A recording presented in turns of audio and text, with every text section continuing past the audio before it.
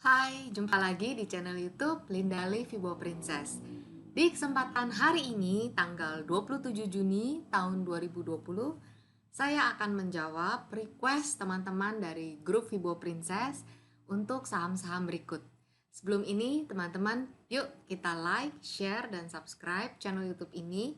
Semoga channel ini terus bermanfaat untuk teman-teman semuanya. Terima kasih.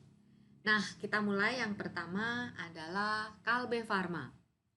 Kalbe Farma Jumat kemarin ditutup di level 1445. Nah, dia ini sampai di sini ya, di resisten MA 200-nya. Berkali-kali mencoba untuk tembus dan saat ini belum berhasil untuk tembus ya.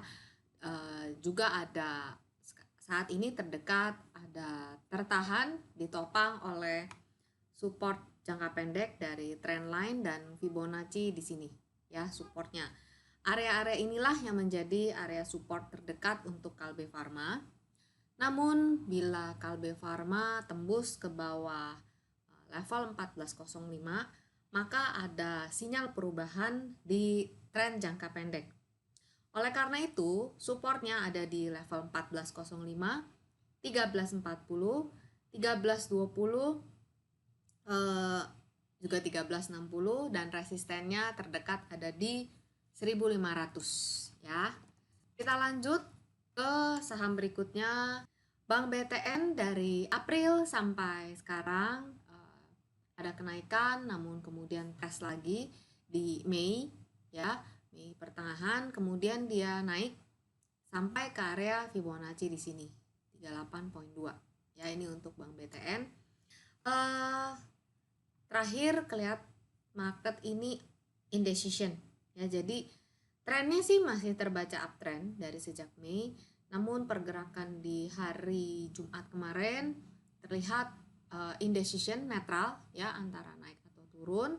Namun saat ini dia ada di resisten jangka pendeknya di area ini Fibonacci 1185. Supportnya ada di 1150, di 1040 dan 1005. Resisten terdekatnya ada di 1330. Berikutnya kita lihat Bank BCA. Oke. Bank BCA kemarin ditutup di level 28225 ya. Dia juga naik dari Mei sampai sekarang dan tertahan di area ini. Oke. Sampai di area resisten, Fibonacci, juga price action. Nah, gerakannya sideways sejak itu ya. Support terdekatnya ada di 27850, kemudian di 27400. Resistennya ada di 29225, 29950 dan 30.000. Ini adalah support resisten terdekat ya.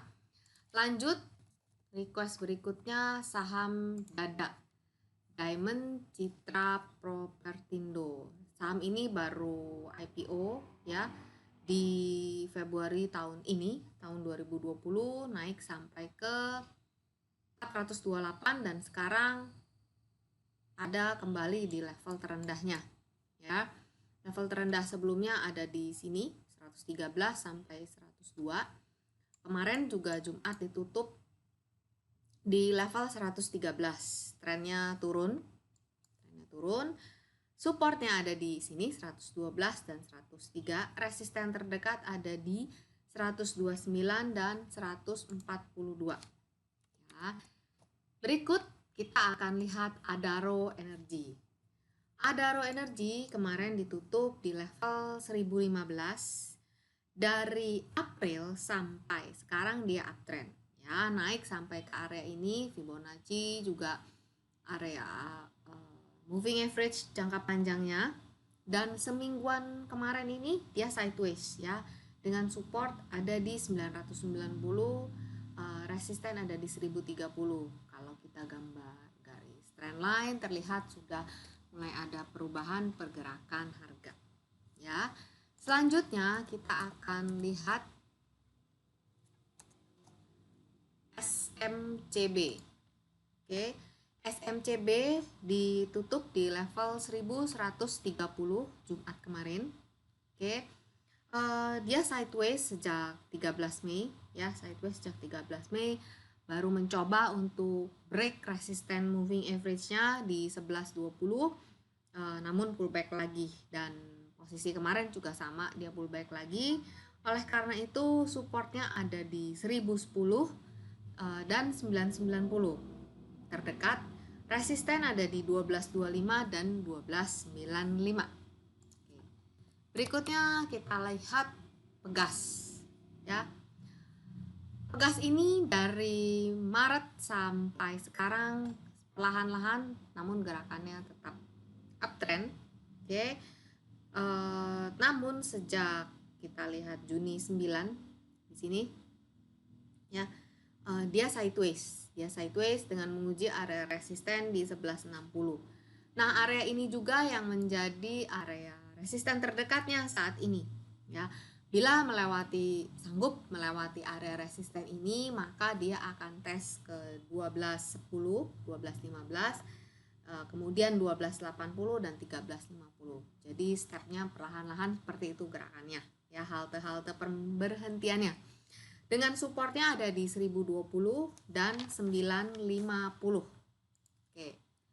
Lanjut kita lihat Ciputra Development. Kemarin ditutup di 630 ya. Tren sejak April sampai sekarang dia uptrend ya, namun sampai 8 Jun dia mulai turun ya. Di sini dia sampai di area resisten ya. Resisten Fibonacci juga price action. Kemudian setelah sampai di resisten dia turun gerakannya ini sideways ya sejak di sini, dan sekarang ini ada di area support terdekatnya nih di 60 ya, support terdekatnya.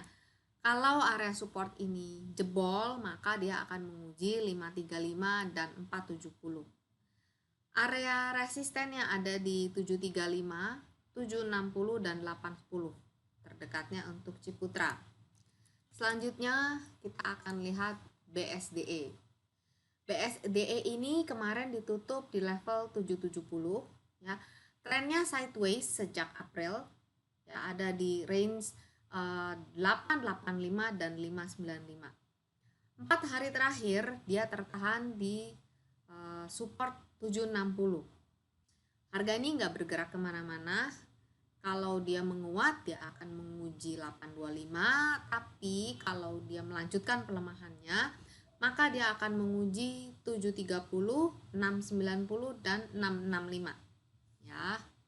Selanjutnya kita akan lihat ITMG. ITMG ini sudah dibahas di video YouTube minggu lalu ya, teman-teman bisa mampir ke sana. Masih sama analisanya dengan video YouTube minggu lalu. Gerakannya di minggu lalu saya buka chart weekly ya.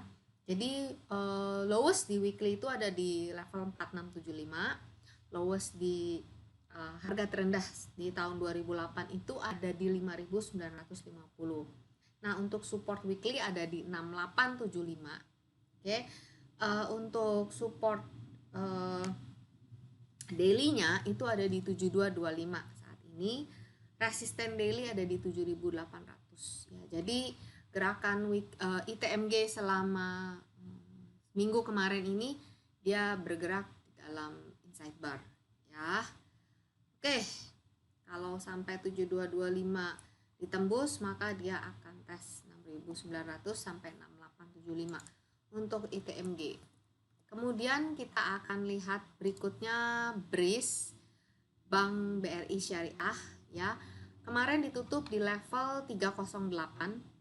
Dia uptrend sejak April, namun kenaikannya yang dari April itu tertahan di area cluster Fibonacci, juga di resisten moving average jangka panjangnya. 3 kali dia coba menembus namun belum berhasil. Nah, resisten saat ini kalau kita lihat ada di 310, kemudian di 316 dan 328. Supportnya ada di 302, 297 dan 274. Ya. Kita lanjut, berikutnya ada Matahari Department Store LPPF ya. LPPF ini dari April dia uptrend ya, April di uptrend. Selama kalau kita lihat jangka pendeknya, selama dia tidak swing lebih dalam dari 1400, kelihatannya masih oke ya. Nah, untuk supportnya ada di 1480 area ya, 1480 sampai 1550, kemudian ada di 1430.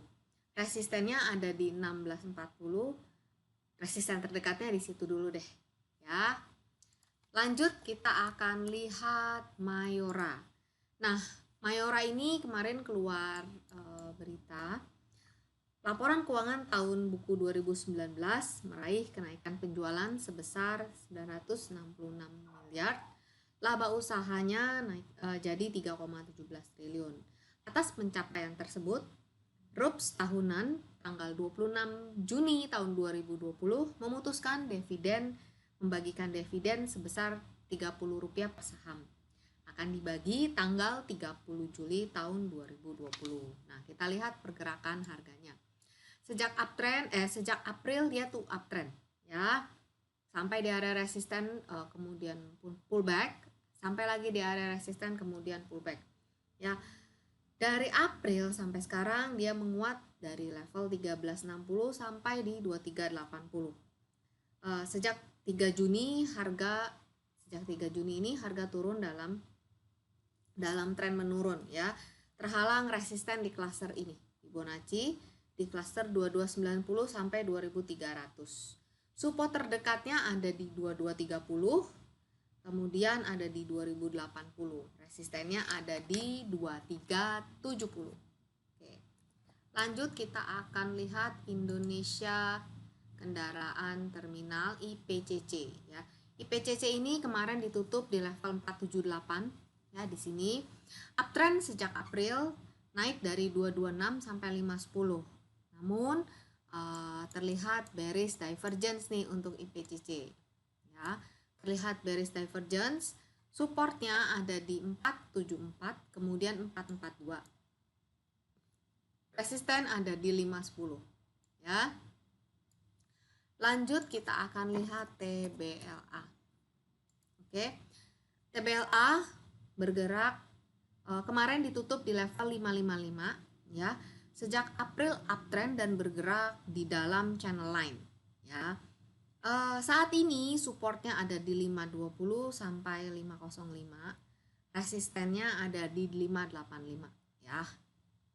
TBLA gerakannya seperti ini ya, channel line-nya yang ini ya, teman-teman. Oke, yang terakhir adalah gudang garam. Oke. Gudang garam ditutup di level 46875, bergerak sideways sejak Mei 18 tahun 2020 ya. Supportnya sekarang ada di 46650, kemudian resisten terdekat ada di 48200, kemudian 48975 ya. Oke, kita akan lihat IHSG yang terakhir. IHSG bergerak sideways ya, teman-teman.